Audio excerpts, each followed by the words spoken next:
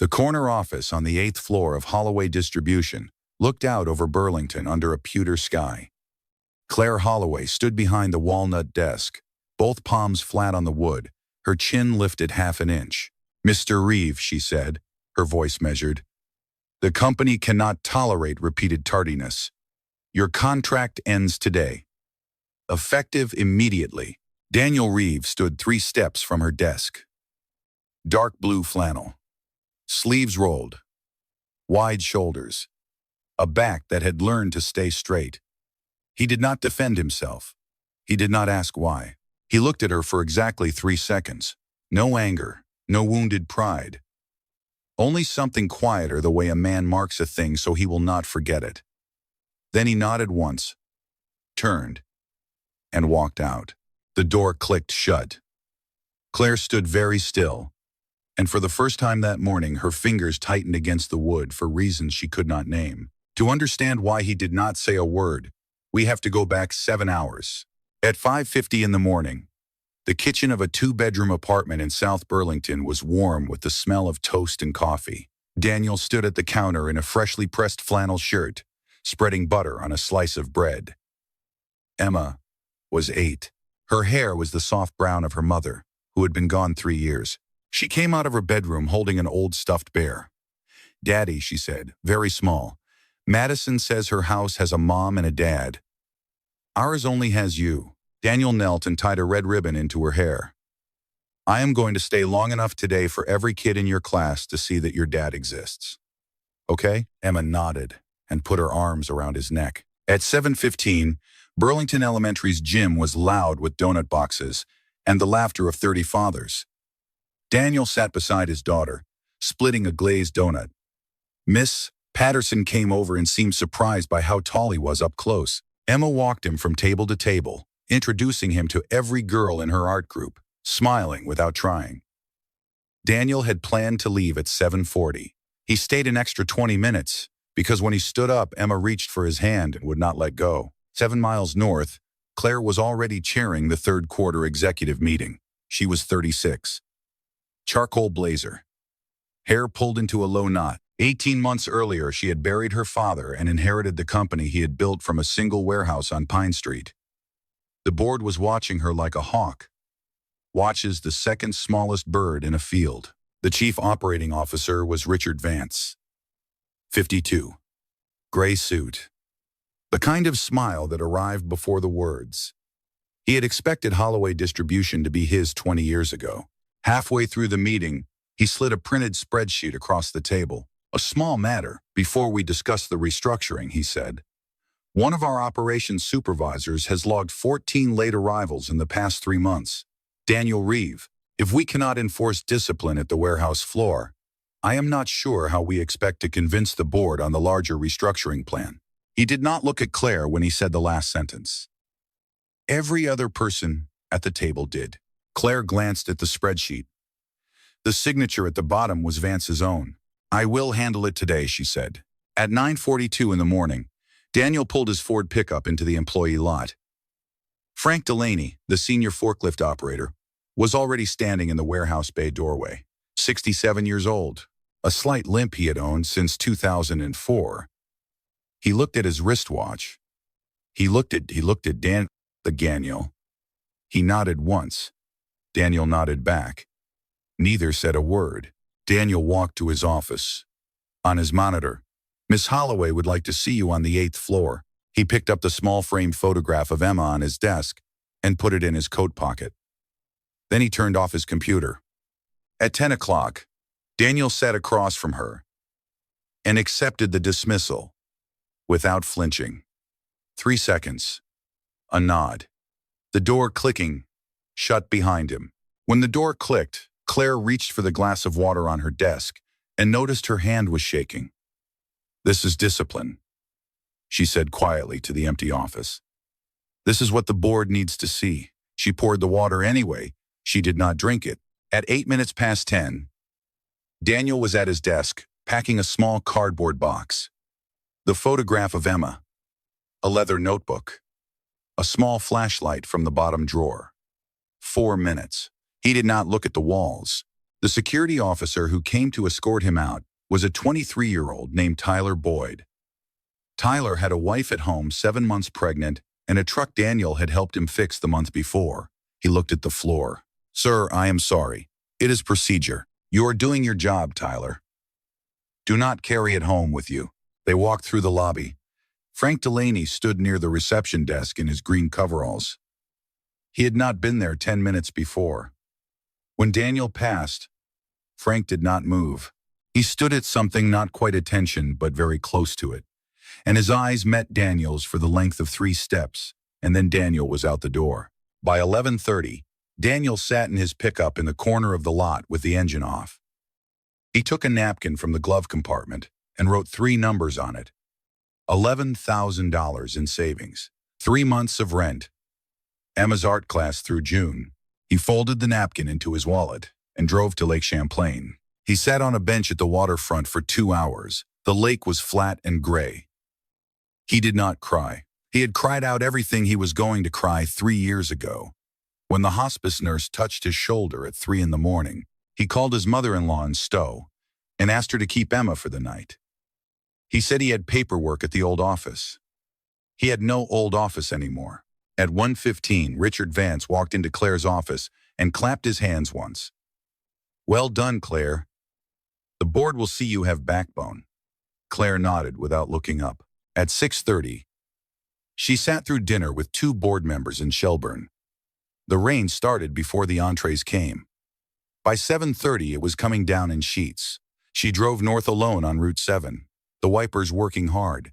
At 7:52, the check engine light came on. The engine coughed once, twice, and died. She coasted onto the shoulder under a streetlight that had burned out the previous winter and never been replaced. She tried the ignition. Nothing. Roadside assistance. 90 minutes. Her phone said 14%. 1 bar. She stepped out and waved at the headlights coming north. A white Toyota passed. A pickup with a kayak. A family SUV. A semi. She counted without meaning to. 23 vehicles. Her hair stuck to her neck. Her Christian Louboutins had sunk an inch into the mud. The wool of her blazer had stopped being wool an hour earlier. For the first time in many years, Claire Holloway felt completely invisible. At 8:11, a Ford pickup slowed from the south. It stopped on the gravel 5 meters from her. The driver's door opened. The man who stepped out wore a dark blue flannel shirt. The headlights caught the shape of his shoulders before they caught his face. Daniel saw her first. She saw him half a second later. Neither moved. 3 seconds, on the shoulder of Route 7. That stretched as long as the entire morning. The same look. The same 3 seconds. But this time, she was the one who could not speak. He walked toward her through the rain. He did not hurry. The walk of a man who had been through worse nights than this. He stopped 2 steps away. "How long has it been off, ma'am?" 25 minutes. Her voice came out flatter than she wanted. Roadside said 90 more. He nodded. He walked around to the hood and propped it open, and stood under it for a minute and a half with his own phone flashlight. Not hers. "Fuel pump. Cannot fix it on the shoulder. I will take you back to the city. Get a tow in the morning. I can call an Uber." "There is no Uber on this stretch, ma'am. Trust me." He shrugged off his Carhartt jacket, the only thing he wore over his flannel, and held it out to her. She did not take it.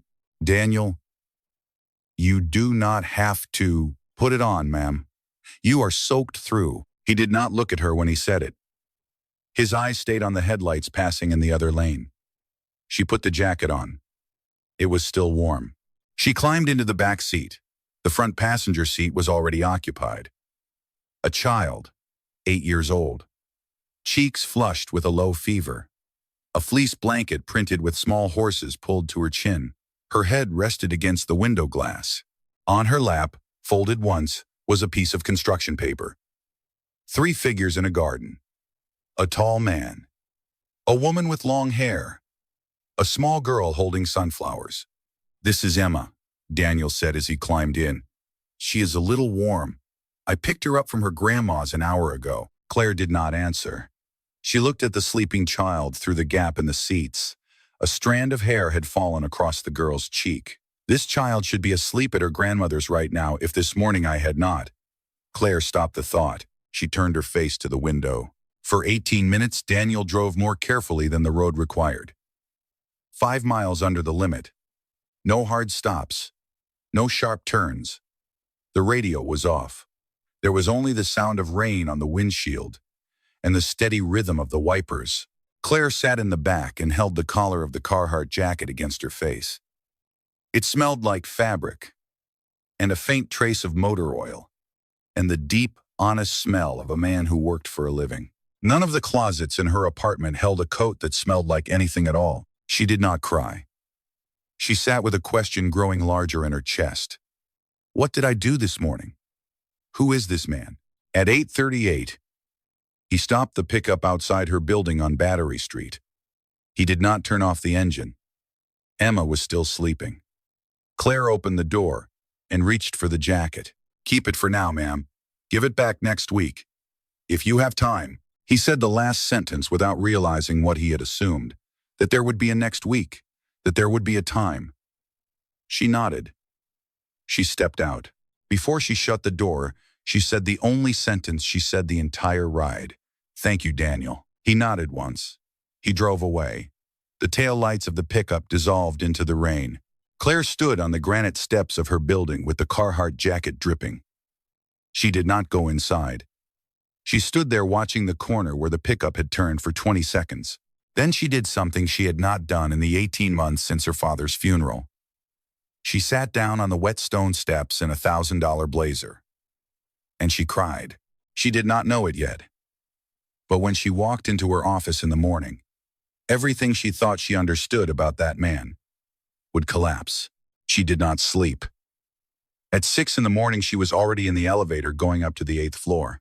The Holloway Distribution Advisory Board met 4 times a year. Today was the second quarter session. The first member to arrive was a retired 3-star general named Howard McKinley, who had served on the board since 1999. He was 74, white hair cut close to the scalp, a walk that did not bend. He stepped out of the elevator and paused at the digital staff directory mounted by the reception desk. The screen rotated through recent updates, new hires, promotions, and a card that read, Contract terminated Daniel Reeve, operations. The general stood and looked at the screen for 10 seconds. He did not move. Then he turned to the receptionist. Young lady, does Miss Holloway know who this man is? The receptionist blinked. I am not sure I follow, sir. That will be the answer, he said. Please tell her I would like to see her before the board meeting. In private. 6 miles south, Daniel sat at his kitchen table with a mug of coffee that had gone cold. Emma was at the small desk by the window, drawing. He had not told her yet that he had lost his job. He would tell her that evening. He had decided. He just had not figured out the words. 20 minutes later, in the corner office where she had fired Daniel the day before, Claire sat across from General Howard McKinley. He did not take coffee. He folded his hands on his knee. Miss Holloway, the man whose name was on your termination screen this morning. Lieutenant Colonel Daniel Reeve, United States Army, Logistics Corps. I personally signed 2 commendations on his record. In 3 years of operations at Bagram, the units under his command did not lose a single supply convoy. Not one. He volunteered for a tour nobody asked him to take because his wife was dying and he wanted to finish his service before she ran out of time. I am certain you had reasons for terminating him. I would like to understand them. Claire's mouth opened, closed. General, I had attendance records. I would like to see them. She slid the spreadsheet across her desk. Richard Vance's signature at the bottom. The general looked at it for a long moment. He did not say anything about it. He set it down. Miss Holloway, I served 41 years. I have learned to recognize the difference between a man who is late because he is careless and a man who is late because he was somewhere doing the right thing. I would suggest before this board meeting that you verify these numbers yourself.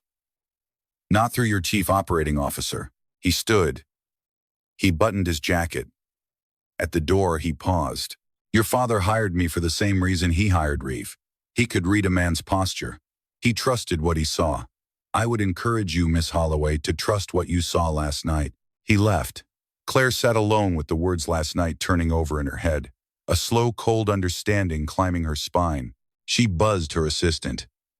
Get Margaret Doyle from HR. Tell her, I need every raw attendance record for Daniel Reeve. Not the summaries. The raw data. Now, Margaret Doyle arrived 11 minutes later. She was 58. Reading glasses. The kind of stillness that came from 22 years of watching everything and saying nothing. She set a small unmarked USB drive on Claire's desk. I have been holding this, Margaret said, for a while. The data did not lie. For 3 months, Daniel Reeve had arrived at the warehouse, at an average of 7:55 in the morning. 3 minutes before the shift opened. Not once in those 3 months had he arrived after 8:10, except one day, the day she had fired him, 9:42. 14 late arrivals. Vance's summary had said 14. The raw data showed exactly 1. Claire pulled up the system access log. Richard Vance had signed into the attendance database 14 times in the past 3 months each time, within 12 hours of submitting his summary report to her office. He had been editing the file directly. She stood and walked to the window.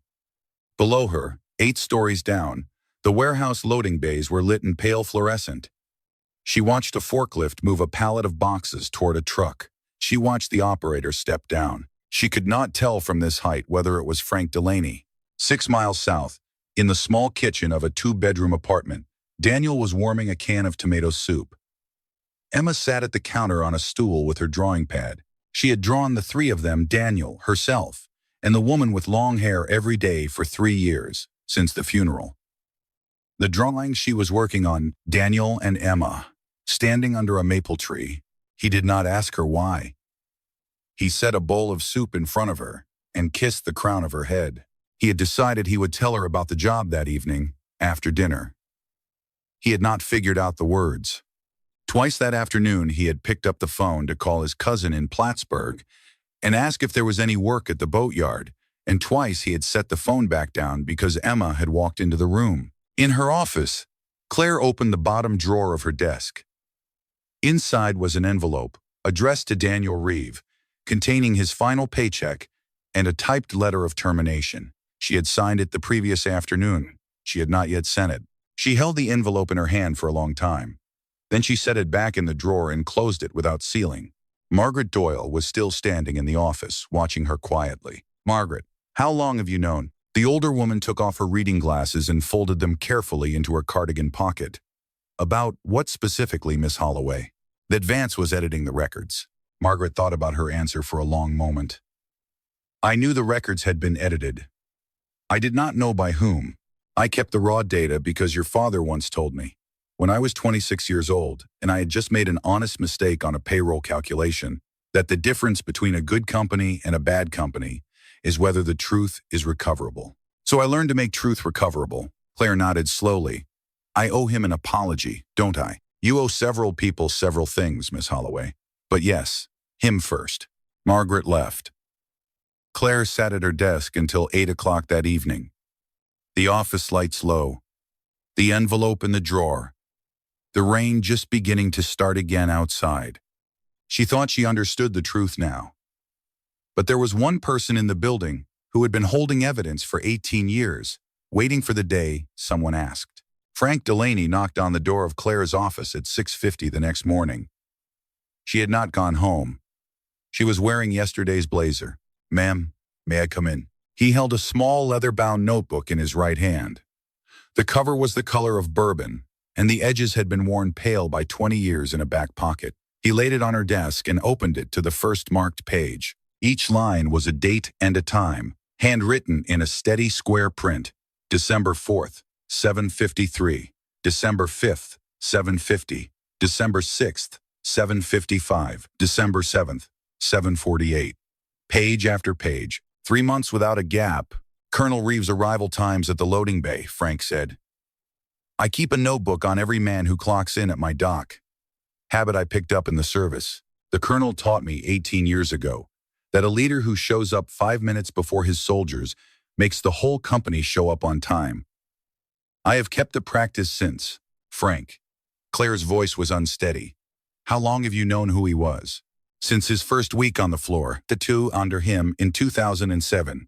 He pulled me out of a wrecked Humvee outside Mosul on a road I should not have been driving on. He recognized me on his first day at Holloway. He asked me to keep his record to myself, ma'am. He did not want the men on the floor treating him different. Claire closed her eyes for a second. Frank pointed at 3 entries on the notebook page. These 3 days, the 14th, 15th, and 17th of last month. He took my night shifts because my knee had gone out again. Each one of those days I worked the morning shift in his place, and he worked all night, and then he stayed for the morning audit. Those 3 days are in Mr. Vance's summary as late arrivals. He did not arrive late, ma'am. He arrived 12 hours early.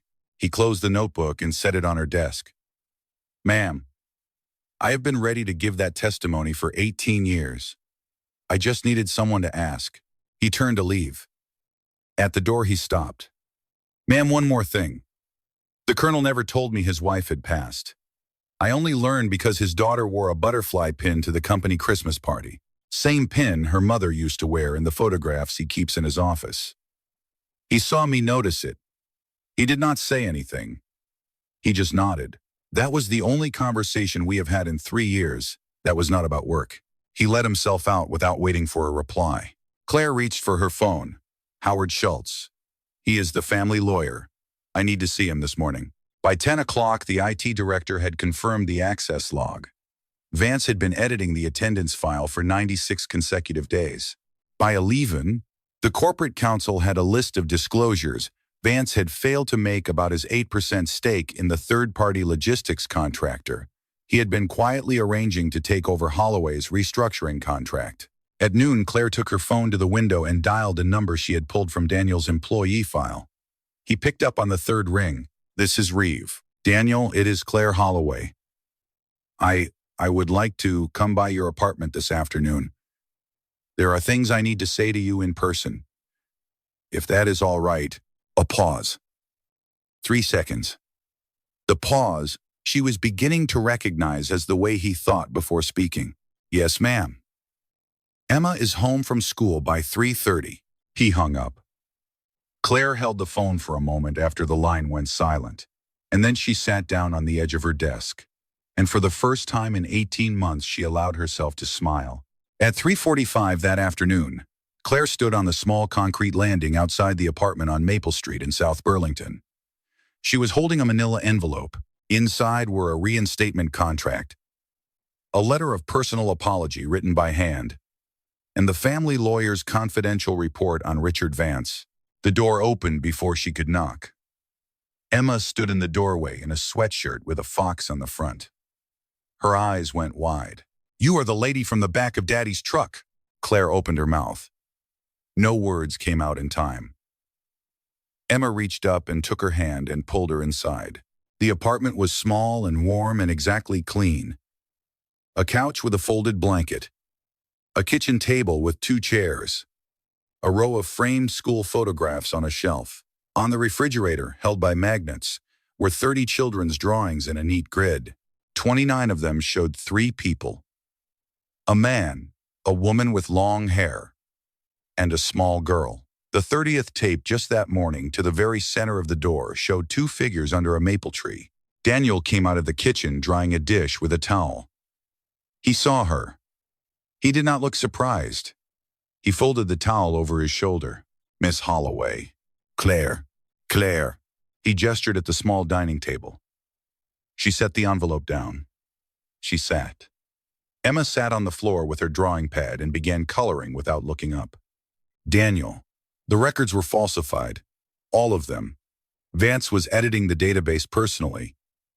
He has also been planning to route the restructuring contract to a logistics firm he owns 8% of. I have a board meeting Monday morning. He does not know yet that I know. She slid the envelope across the table. Daniel did not pick it up. I came here, she continued, not because the board is going to demand I clean this up. Not because General McKinley is watching me. I came because you deserve to hear the apology from the person who did it.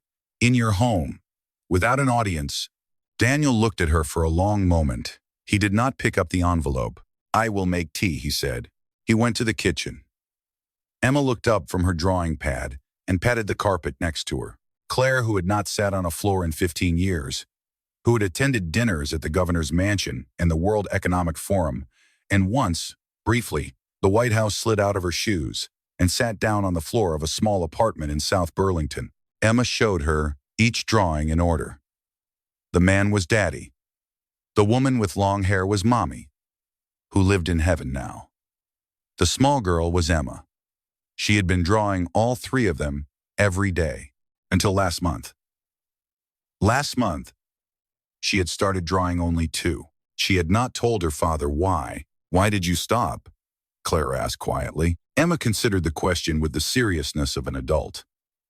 "Mommy is still real. She is just not here. I did not want Daddy to be sad." Claire's eyes filled.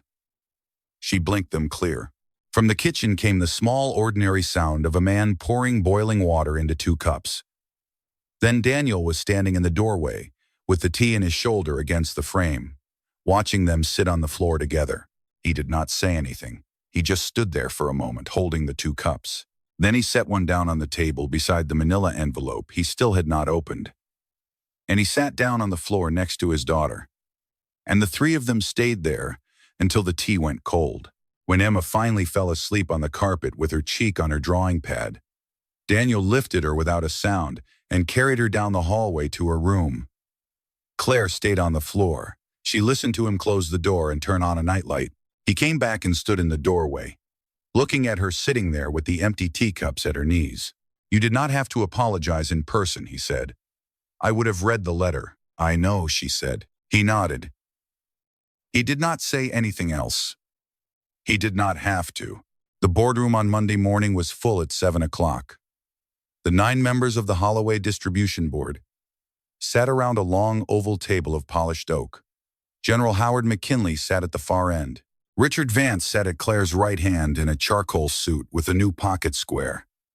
He smiled at her as she took her seat. She did not smile back. "Before we discuss the third quarter restructuring," Claire said, "I have a personnel and disclosure matter I would like to bring to the board's attention." She nodded to the projector operator. The first slide came up. Raw attendance data. 3 months, sorted by day. The second slide, the system access log. 96 edits, all from one administrative account. The third slide, the badge number of that account, Richard A. Vance. "That is a forgery," Vance said. "Anyone in IT could have made those edits and assigned them to my account." The fourth slide came up. A scanned page from a leather-bound notebook in a careful square handwriting. The fifth slide. Vance's holdings in a Delaware-registered logistics firm. 8%. Undisclosed for 14 months. The firm currently bidding on the restructuring contract. "Lies," Vance said. He was no longer smiling. "The testimony of a warehouse worker has no legal standing." The door at the back of the boardroom opened. Daniel walked in first, in a dark blue flannel shirt and the same Carhartt jacket Claire had returned to him an hour earlier. Behind him came Frank Delaney, in a green coverall, freshly pressed. Behind them came General Howard McKinley, who had stepped out to the hallway 5 minutes before, for what he had said was a phone call. The general did not sit. He remained standing at the back of the room. "Ladies and gentlemen of this board," he said, his voice quiet. Sergeant First Class Frank Delaney served 22 years in the United States Army. The testimony of Sergeant Delaney concerning Lieutenant Colonel Daniel Reeve, under whom Sergeant Delaney served in combat, is, to me, a legal document. I will sign an affidavit to that effect before I leave this building today." Vance stood up to speak. 2 board members on his left motioned him to sit down. The vote took 4 minutes. 8-1. Termination for cause. The corporate counsel rose and walked to Vance and asked him for his badge. Vance stood. He looked at Claire. He opened his mouth to say something and then he closed it. He set his badge on the table. He walked out. Margaret Doyle stood in the doorway as Vance passed her. She did not look at him. She walked into the room with a folder under her arm. and set it on the table in front of Claire, the complete personnel record of Daniel Reeve. Every page, every commendation, every redacted detail Margaret had quietly safeguarded for the day someone with authority finally asked. Daniel did not watch him go. He had remained standing against the back wall the entire time, his hands clasped behind his back in a posture he had carried since he was 22 years old. He did not look triumphant. He did not look anything in particular. When the room had emptied, he looked at Claire. Across the room, she looked back at him. She nodded once. He nodded back. No one else in the boardroom saw it. They were busy gathering their papers. The two of them did not move, and they did not speak, and they did not need to. Vance was gone. But the real story between Claire and Daniel had only just begun, and Emma would be the one who, without meaning to, would change everything. 6 weeks passed. The first snow came to Burlington in early November, and then a second storm came in mid-November and pushed the leaves off the last of the maples. Daniel was reinstated as director of operations, a step up from his previous position. He kept driving the same Ford pickup. He kept eating lunch in the warehouse break room with the forklift drivers. Frank Delaney's notebook sat in a glass case in the hallway outside Claire's office now, with a small brass plaque she had ordered without asking permission from anyone. On a Saturday in mid-November, Emma Reeve had her first art exhibition at the small community center on the Lake Champlain waterfront. The exhibition was for the third grade after-school program. 12 drawings hung on the gymnasium wall. 3 of them were Emma's. Emma had sent the invitation herself. She had used the printer at school. She had hand-addressed the envelope in pencil to Claire Holloway, care of Holloway Distribution, 8th floor. She had written, "Please do not tell my dad" at the bottom in small letters. Claire arrived 10 minutes early. She wore the camel-colored blazer she had worn the night of the rain, dry clean now, the lining replaced. Daniel saw her across the gymnasium, and his face did the small thing it did. The slight pause that was not surprise but acknowledgement. He nodded at her. He did not walk over. Emma did. Emma took Claire's hand and led her to the wall where her 3 drawings hung. The first 2 were ordinary. A house, a cat. The third was new. 3 figures standing under a maple tree. A man, a small girl, and a woman with brown hair, standing slightly apart from the other 2, her hand reaching out. Emma did not say who the woman was. Claire did not ask. After the exhibition, they walked along the boardwalk together. Daniel kept his hands in his pockets. The lake was steel-colored and very still. They walked for 40 minutes, and they spoke perhaps 8 sentences in total, and most of those were about the weather and the boats that had not yet been pulled out of the water for the winter. At one point, Emma ran ahead to look at the geese on the water. She came back with her hands cupped together, certain she had seen something rare. Daniel knelt down and admired what she had not actually found. Claire watched him do it with the small, impossible patience of a man who had practiced grief and chosen to be gentle anyway. Near the end of the walk, a single mallard flew low over the water. Daniel said, half to himself, "Sarah liked the geese in the fall." Then he did not say anything else for a long time. And Claire did not ask him anything, and the only sound was the boards under their shoes. At the end, by the parking lot, Claire opened her bag and took out the Carhartt jacket, freshly washed and folded. Daniel looked at it. He looked at her. He took the jacket. He put it back in her hands. "Keep it, Claire. Vermont is going to get colder." She did not argue this time. Emma ran past them toward the pickup, calling something over her shoulder about hot chocolate. Daniel followed his daughter with his eyes, and then he turned back to Claire, and for 1 second he almost said something. He did not. He just nodded once, the same small nod he had given her in her office the morning he had been fired. And on the side of Route 7, and across the boardroom on the morning Vance was terminated. He walked away. Claire watched him go.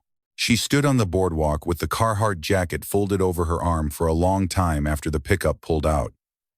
The lake stayed steel-colored. The sun went down behind Adirondack ridges across the water. She did not move.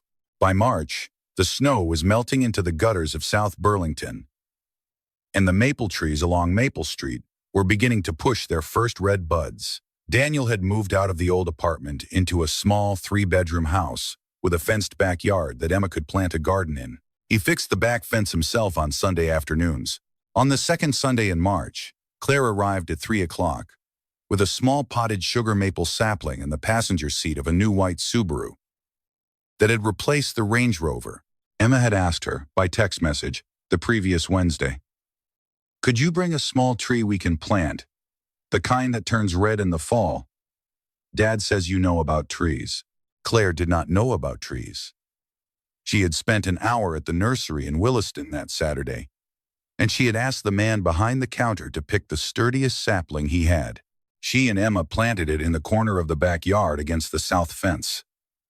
Emma patted the soil down around the trunk with both small palms. Daniel watched them through the kitchen window as he washed the lunch dishes. In 6 months, no one had given the thing they had a name. There had been no date, no declaration, no kiss. Claire arrived on Sundays. Sometimes she stayed for dinner. Sometimes she helped Emma with her reading homework. Once, on a Saturday, Daniel had fixed a misaligned cabinet door in Claire's apartment, and Claire had made spaghetti for them in his kitchen, and Emma had set 3 plates without being asked.